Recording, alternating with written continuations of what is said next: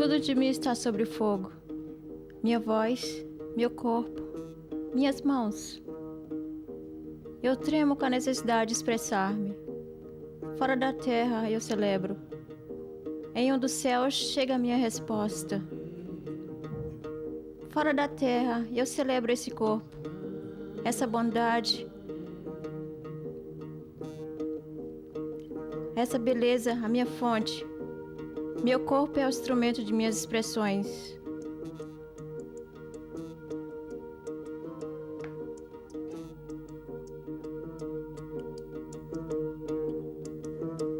Seja isto roupa ou têxtil, seja isto uma panela ou um utensílio de argila ou metal.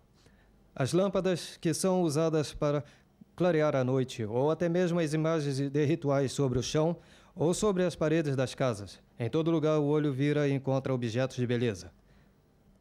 Frequentemente feitos por pessoas humildes como a parte de cada dia de suas vidas. Em um sentido, cada pessoa é um artista ou está vivendo em uma arte.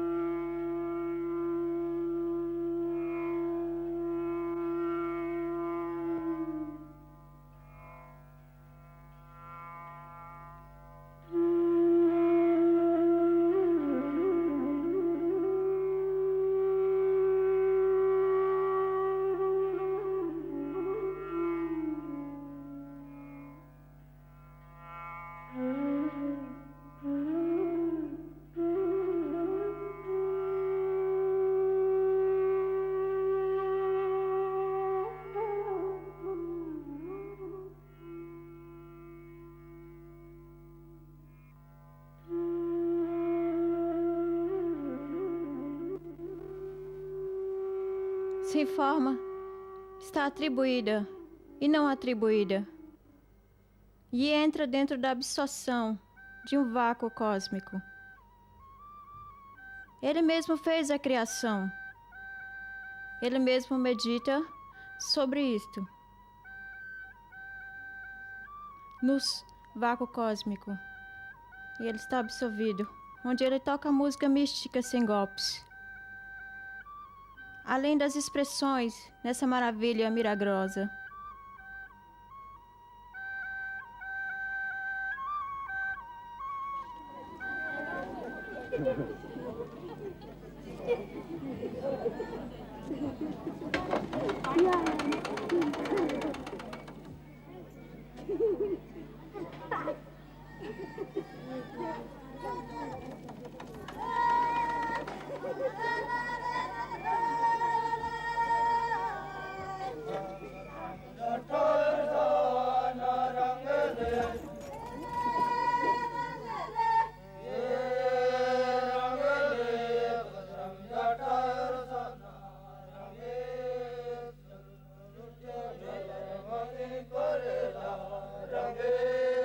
Eu estou aqui em Lothal, no meio das ruínas da primeira grande civilização da Índia, a civilização do Vale dos Hindus.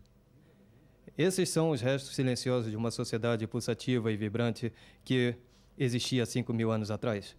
Muito interessante os traços do que eventualmente cresceu dentro da tradição estética enorme da Índia pode ser encontrado aqui no meio das porcelanas, dos selos, das esculturas de miniaturas, dos outros objetos, os brinquedos que foram encontrados em partes diferentes desse lugar. A civilização está arruinada, mas isto parece uma alma sobrevivida.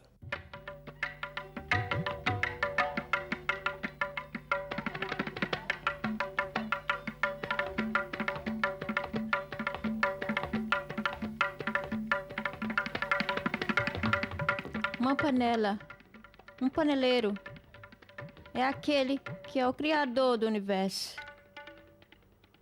Uma roda, a qual tem criado todas as esculturas.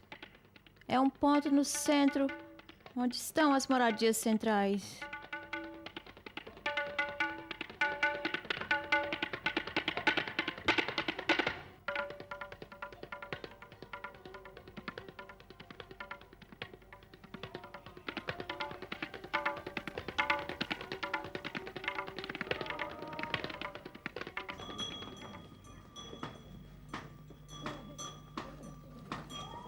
Antigamente, o transporte usado era o carro de boi, e o carro de boi sempre era de rodas de madeira, e isto era uma estrada de barro.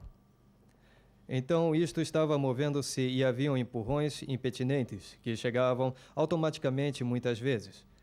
Então, eles desenharam uma vasilha, a qual iria ser usada como uma vasilha para beber.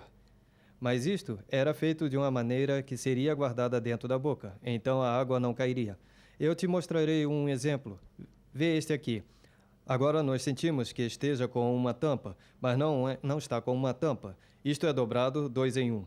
Isto é uma tampa, tanto como uma vasilha. Então, você pode beber a água como aqui e ali. O pescoço é feito especialmente comprido, por esta razão a água não poderá cair fora. E isto entrará dentro de qualquer empurrão que venha à vasilha, não mexerá a água e não cairá para fora.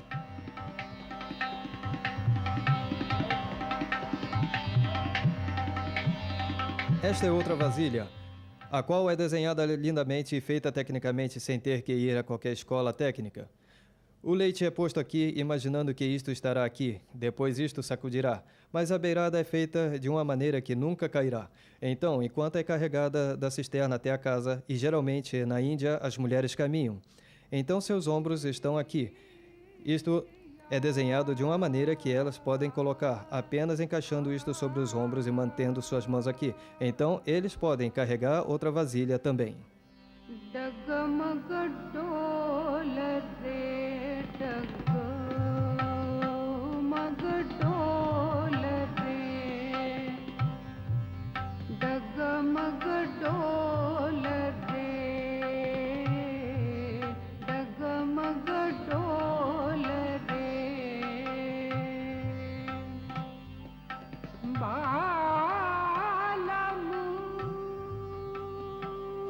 Mesmo sendo um pintor, eu acredito que a Índia tem essa tradição tribal e do povo. Esta é uma grande tradição. A arte do povo e de tribos é uma arte que vem de dentro. Isto tem um valor imenso de criatividade.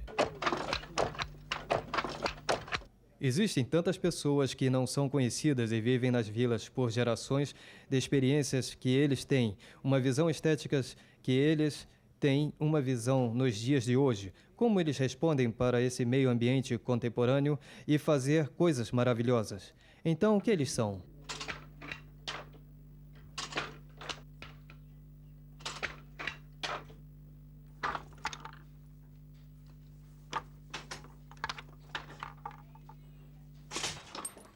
Eles são aqueles com a natureza. Eles são aqueles com a vida, a qual é tão bela.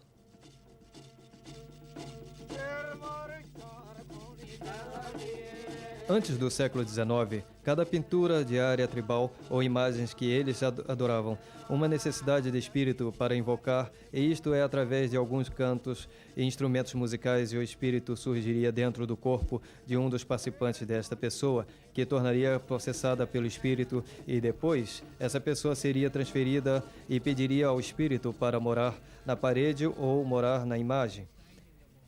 Então a imagem se tornaria sagrada. Antes do século XIX, não havia objeto feito o qual deveria ser enquadrado e pendurado sobre as paredes para serem decorações de cima de uma mesa. Não havia nenhum objeto para efeito para ser decorativo, isto era tudo de função. Por exemplo, tome uma mulher, ela está fazendo um cachecol bordado para sua filha como dowry. Por 5 anos ela borda esse cachecol, depois ela faz os toques ao redor disto. Talvez ela faça estes toques pequenos ao redor disto porque está bordando e está pensando quando sua filha crescer ela terá que casar e ela dará esse cachecol para ela então. Eu sinto que cada nível um objeto era feito para ser funcional, era feito diferentemente. É um objeto que era desnatado fora e desnatado.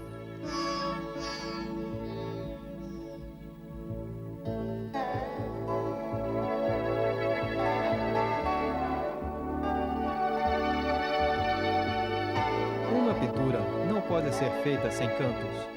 Você sabe, um sapateiro fará o sapato e sentará por um tempo, ou um paneleiro e cantará lindas canções de surdas ou tucarã, ou quer que seja Eu creio que nós, quando nós definimos trabalho, nós não vemos o espaço entre a vida, a qual é tão bonita, no nosso país.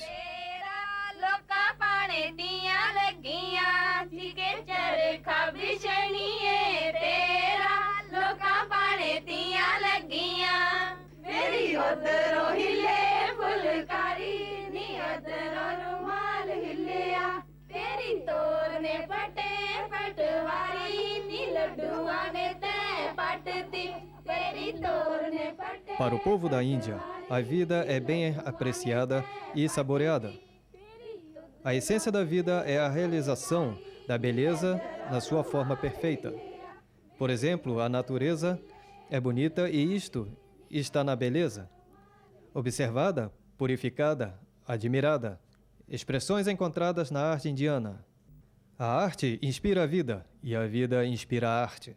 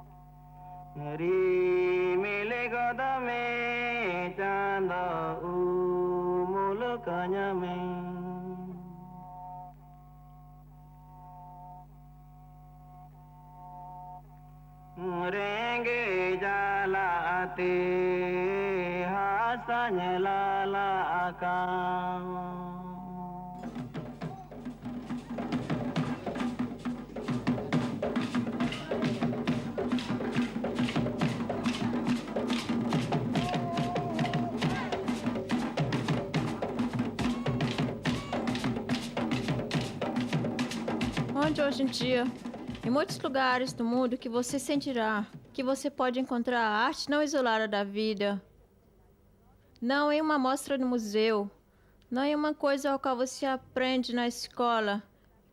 E quando você sai da escola, você será totalmente em outro contexto. Então essa é a continuação do contexto cultural, a vida do povo e a arte que existe lá, a experiência de Cuttack. Foi realmente o gesto e posição sentada do mesmo caminho para fazer o chapati, ou para fazer o chandan, ou preparar o puja.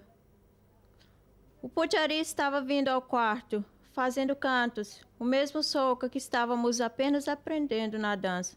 Então, esse tipo de coisa, a atmosfera estava lá e continua lá. Imediatamente eu encontrei o guru, certo? Essas eram posses grandes, porque se não fosse pelo guru que é Lucharam Mohapatra, talvez minha escolha, minha vida seria diferente.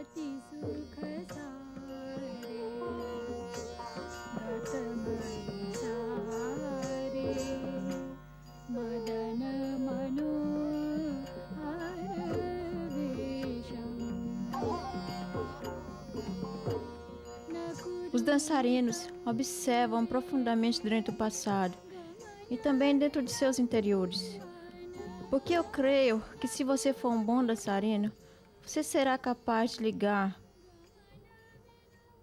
seu interior com seu exterior com o povo.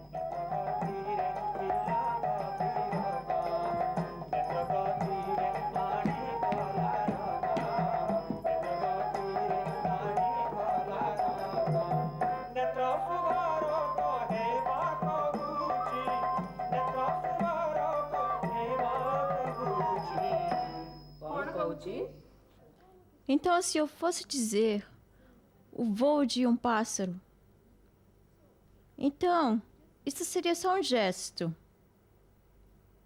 para dizer que o pássaro voa. Isso é um gesto, um símbolo, mas eu acho que a dança diz isto como um dançarino, que está realmente dando a vida, você sabe, para o que ele faz. Para isso, ele necessita sentir o ninho do pássaro.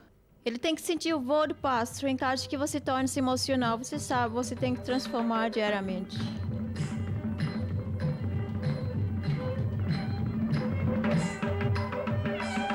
Eu lembro ter visto um drama de danças uma vez, do Ramayana e Hanuman. E ele era tão devoto do Shri Rama. E ele se ajoelhou-se no palco. E eu disse, meu Deus, esse rapaz realmente pode atuar. Eu quero dizer, eu estava vendo isso também desde aquele ângulo. Eu desci depois. E eles estavam lá, este homem velho segurando em 2 pessoas. Ele quase podia andar. Então eu disse a ele, e ele me disse que eu era o Hanuman lá. Eu sou eu agora.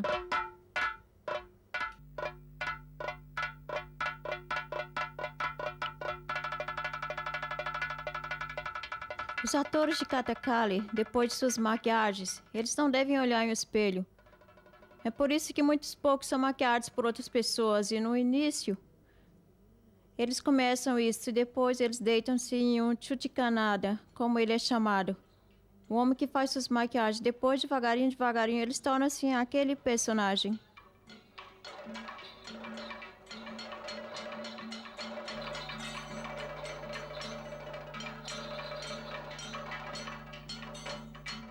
A transformação do ator dentro do retrato do caráter libera a pessoa do indivíduo e do sujeito, levantando as emoções puramente pessoais para o nível universal. A codificação exausta das artes, ou rasa, dá aos artistas ou ao ator, seja na música, dança ou pintura, escultura, até mesmo na arquitetura, a liberdade de admirar e explorar as possibilidades infinitas na maioria da emoção do interior humano, sua essência universal.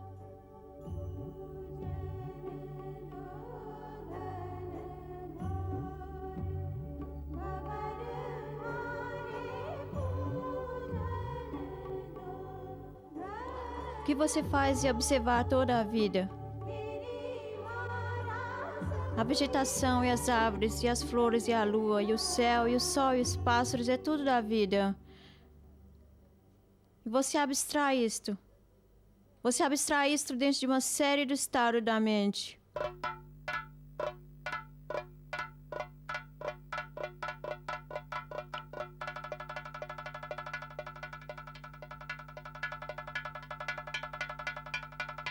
Quando você vê o rosto do Buda, o sorriso diz tudo.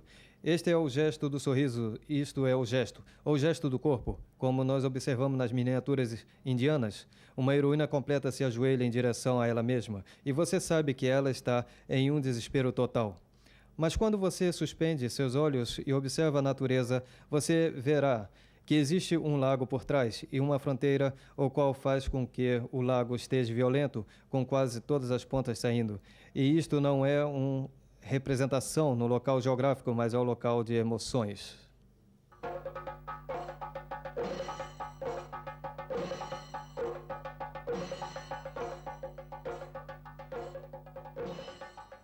No momento em que você tem estabelecido essa relação entre você mesmo, este mesmo e este outro mestre mesmo,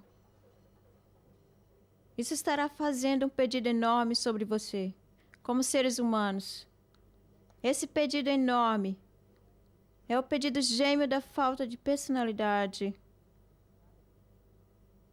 Sacrifício da confiança sobre uma mão e a intensidade sobre a outra. Isto é o pedido do paradoxo gêmeo. Como você pode ser isto? Porque no momento em que você diz, você é intenso, você é sujeito, certo? E no momento em que você diz falta de personalidade, você está separado, você não tem emoção. Agora aqui você precisa de ambos. A intensidade imensa do sentimento e emoção, rasa ou bhava, como você chama isto. E nesse mesmo tempo, isso não será uma coisa de sujeito.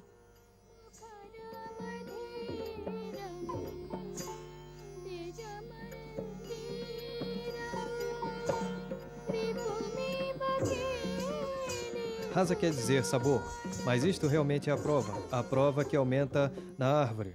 Você sabe, vida, a árvore, vidya vedan, antar, anadan. É o prazer interior, a alegria interior. Isto é, vidya vedan, Isto é quando o laço do conhecimento dissolve em frente a um trabalho de arte, você consegue o prazer interior. Isto define rasa, que você realmente tem. Você sabe, passou através desse sentimento de rasa, você tem experimentado rasa.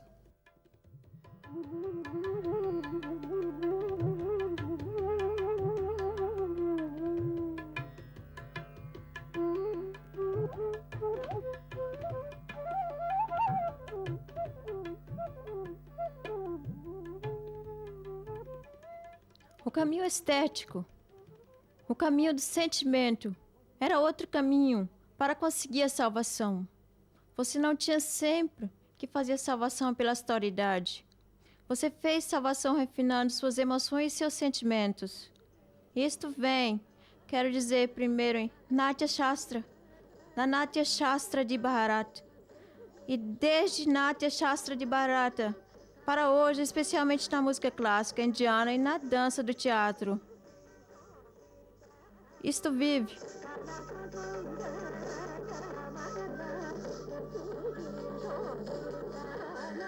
Fora de uma semente nasce uma árvore, uma flor fora da árvore. Fora da flor, uma fruta. Então, rasa é a semente de todas as emoções altas.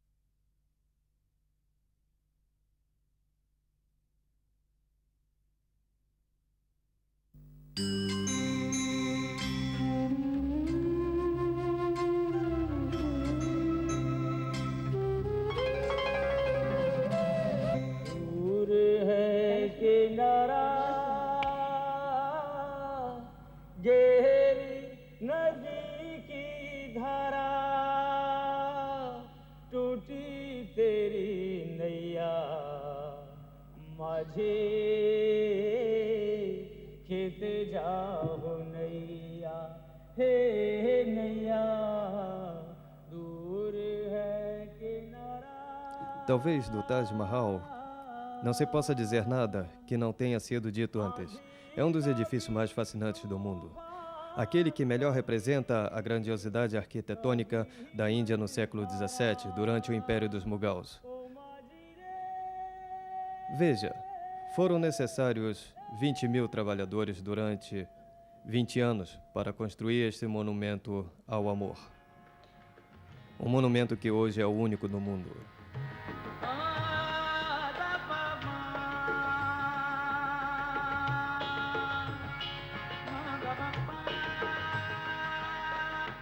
O estilo arquitetônico dos Mughals é um estilo sensual muito atrativo. Você só precisa olhar para o Taj Mahal para observar as características sensuais das formas, porque existia esta sensação na vida. Deixe o esplendor mágico do diamante, da pérola e do rubi desaparecer com o brilho mágico do arco-íris. Somente deixe esta lágrima, este Taj Mahal, brilhar límpido na face do tempo por toda a eternidade. Agora, olhe a arquitetura da Índia, especialmente a arquitetura mais antiga, a hindu e a budista.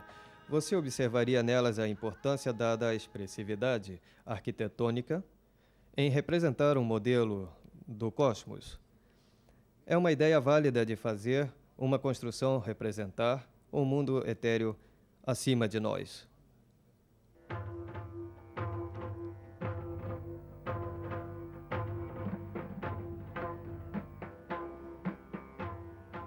Agora, se você observar a arquitetura e a escultura desses estilos, verá que são altamente organizados. São estilos calculados matematicamente, construindo uma grande plataforma que dá marca ao espaço sagrado do universo material. A escultura em pilares é repleta de expressões e experiências espirituais, o qual é recordado e glorioso, o que se recebe do sentido físico.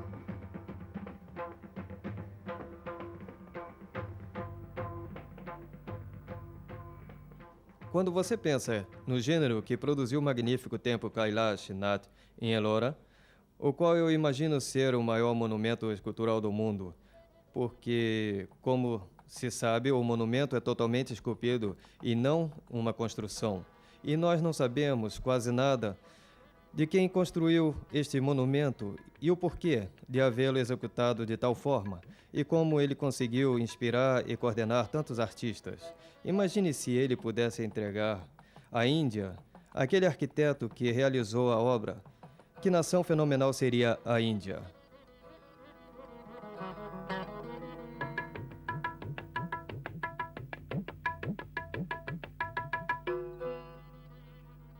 Estou aqui no templo Shankeshwar Shiva, em Belur, no estado de Karnataka, no sul da Índia. Dizem que todo este complexo de templos demorou 103 anos para ser construído. E este fato você poderá provavelmente entender ao olhar para o trabalho de escultura nestas paredes. Cada polegada, de cima a baixo, é recoberta por frases e esculturas minuciosas. Você pode ver tudo: elefantes, episódios dos grandes épicos, bailarinas em movimentos sensuais. Tudo está lá, em forma artesanais refinadas.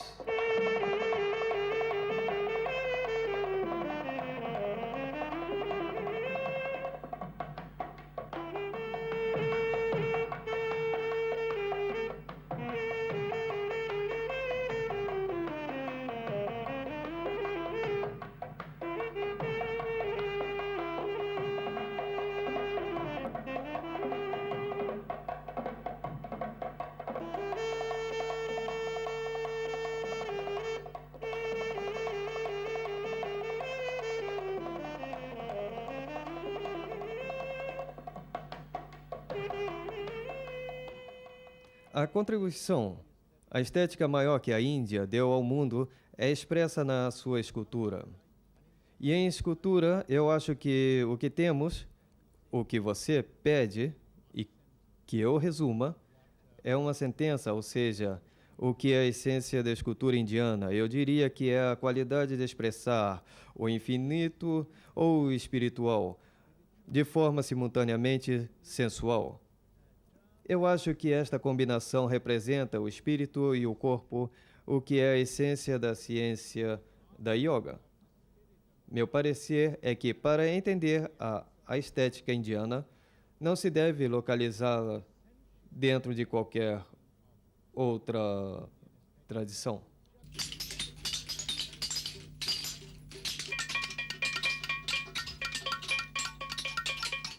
Eu vi a imagem deste meu interior, de uma forma exterior.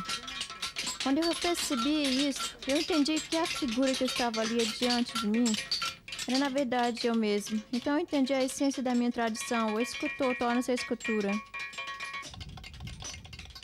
A Shiv Shastra, que é também a lei e proporcionalidade que chegam ao ponto de determinar mesmo o contorno de uma orelha, na escultura hindu nada importante pode tornar-se divino através dos sentidos. Os olhos eram feitos por último, e a razão disto vem da crença que se o escultor trabalha na figura de Lord Shiva, por exemplo, se alguma coisa de errado acontecer com a escultura, esta não é o próprio Lord Shiva, até que os olhos não tenham sido talhados. Neste caso, pode-se facilmente destruir se a obra falha.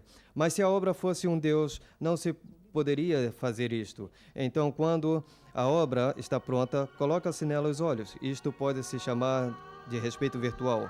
Isto era também parte da filosofia da forma.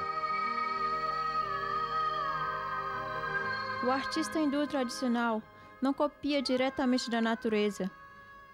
Ele não tem um modelo para copiar, mas reproduz imagem desde a visualização mental, denominada Shyanama.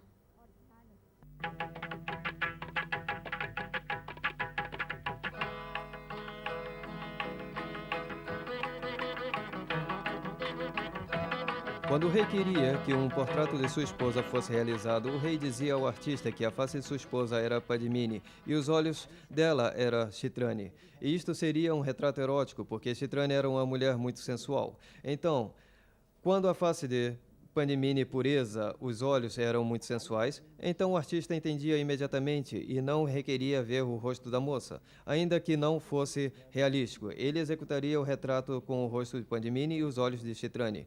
E o rei iria aceitar que aquele retrato era exatamente como o de sua esposa. O que se olha não é a semelhança física, mas o caráter.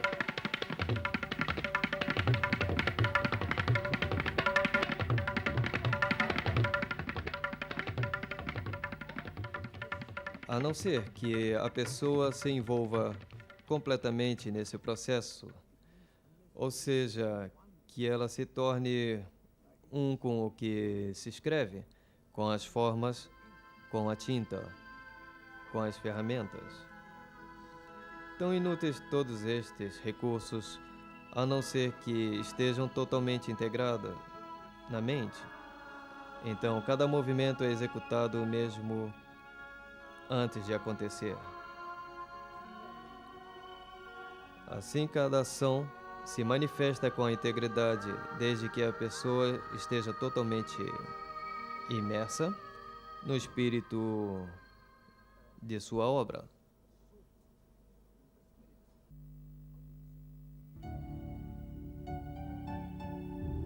Visão. A visão pessoal é o que leva tempo para amadurecer. Como no caso do círculo. Qualquer um pode tentar desenhar um círculo, mas se você for exímio em desenho, você não terá confiança em si mesmo e o círculo será mal dimensionado. As linhas exteriores serão mal traçadas. Quando você desenha um círculo desde onde você começa a circunferência, você já sabe onde ela deve terminar. As 7 notas musicais e as 7 cores são idênticas para todos, mas viriam de acordo com a maneira que as usamos.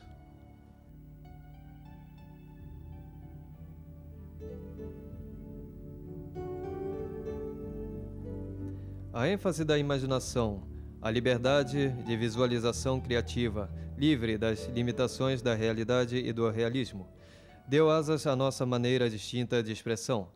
A representação do belo fica totalmente sob o domínio do artista, mas desde o ponto de vista hindu, o belo é algo em busca e a conquista do belo é a conquista pelo artista ou pelo espectador. De fato, é somente através da participação da imaginação do apreciador que o processo de experiência do belo é conseguido.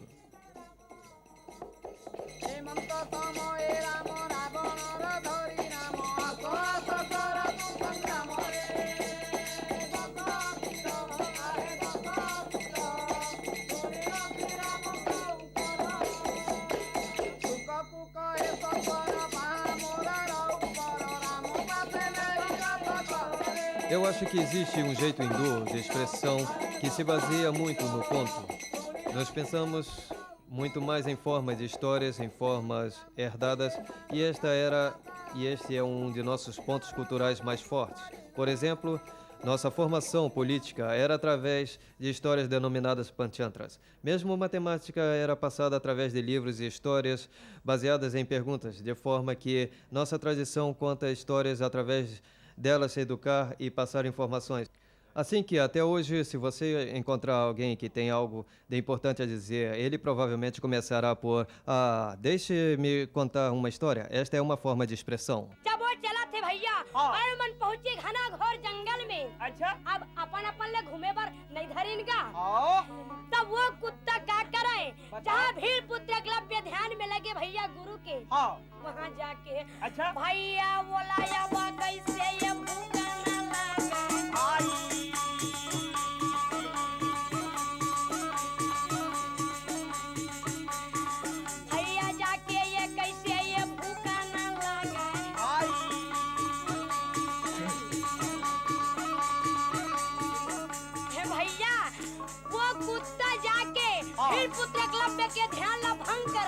Ritmo nos coloca mais próximo do divino do que qualquer outra forma de arte. Música em si é meditação. Música tem o poder de liberar e iluminar não somente o espírito do músico, mas também daqueles que o ouvem.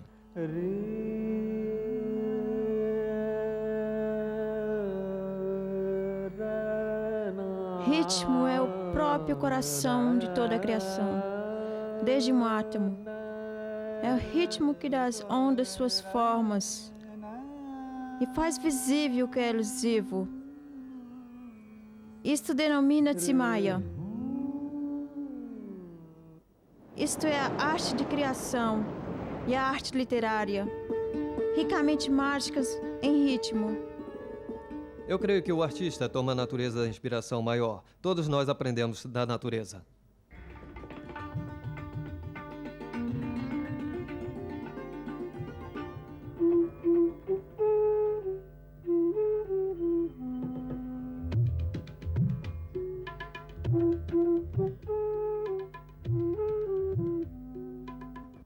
Eles têm muita influência na minha vida, muitos incidentes, anedotas. Talvez a mesma música ou músico poderiam visitar sua casa ou seu país. Todas essas experiências encontram expressões na minha música.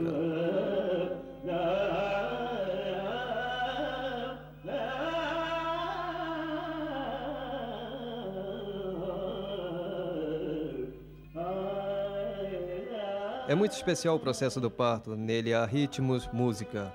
Em todo o processo de inauguração, há música. Se você for ao templo, música está presente em toda parte. É algo mágico a presença da música em todos os aspectos da vida.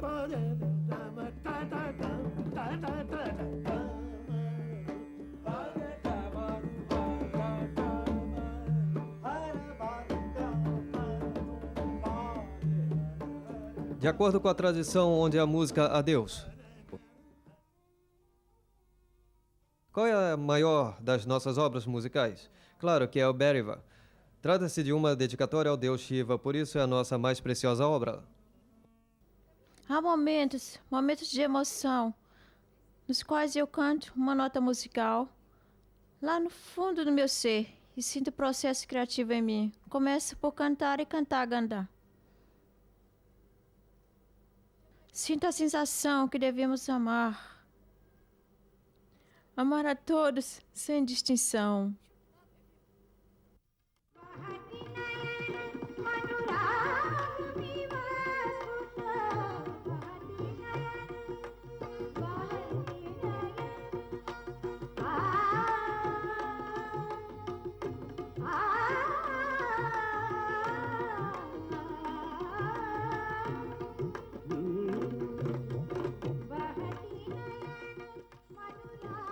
Pela graça de Deus, hoje o mundo inteiro já se deu conta da música clássica da Índia, da nossa arte e da nossa cultura.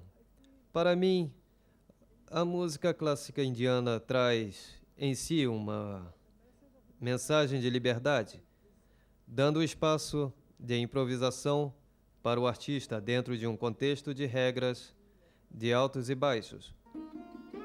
Para conseguir uma apresentação brilhante, o artista precisa de ser abençoado, primeiro por Deus, depois por seu guru, ou seja, seu mestre, e por último também pelos seus antequeridos, muito mais velhos, inclusive seu país. Música é uma forma de vida, música está muito ligada à nossa cultura, nossos sistemas tradicionais, nossos valores e tradições.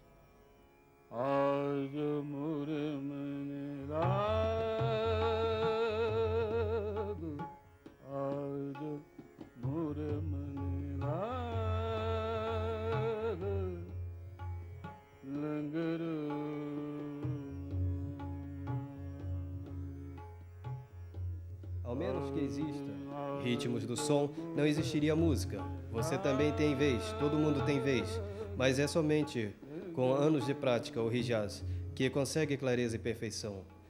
De modo que quando você canta, mesmo sem início, entre a audiência diz: eu não entendo isto, mas soa bem nos meus ouvidos. Isso toca meu coração.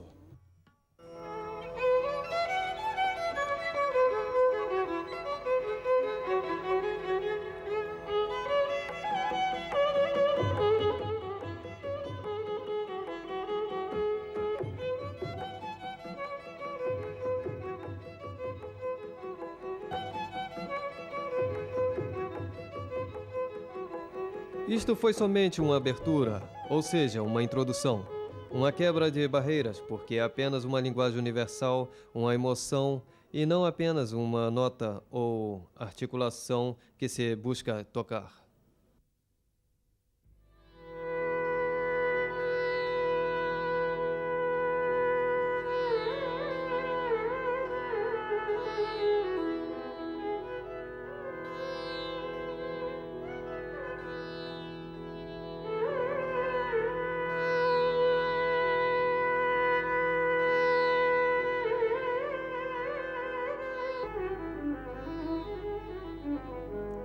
Mesmo a obra mais simples dentro da arte indiana é motivada por senso de relação com o universo.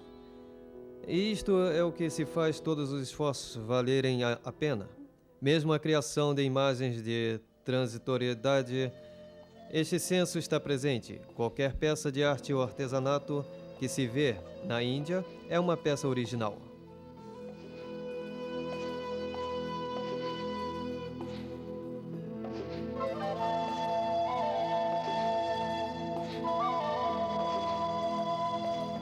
No espaço, através da arquitetura. Na forma, através da escultura. No corpo, através da dança. Nas palavras, através da poesia.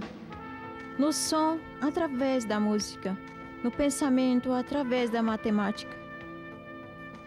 Quando o homem descobre a ordem e ritmo, ele toca o divino dentro dele mesmo.